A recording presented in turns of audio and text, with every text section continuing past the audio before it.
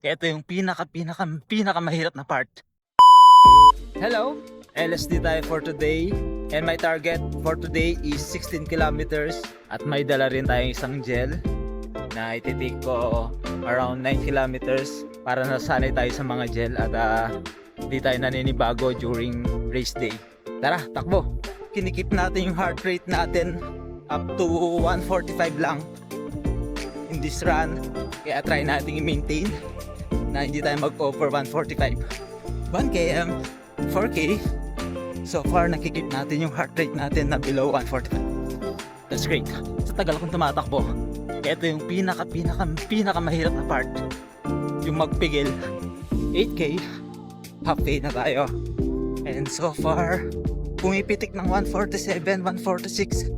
Pero, we try to keep 145 yung heart rate natin. Hindi ko na tinitignan yung pacing natin. More on heart rate tayo ngayon. 12k.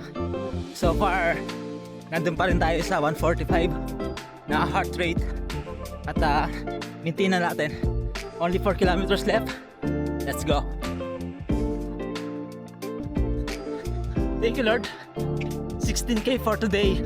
And we able to maintain our heart rate ng 145. May konting pumipitik.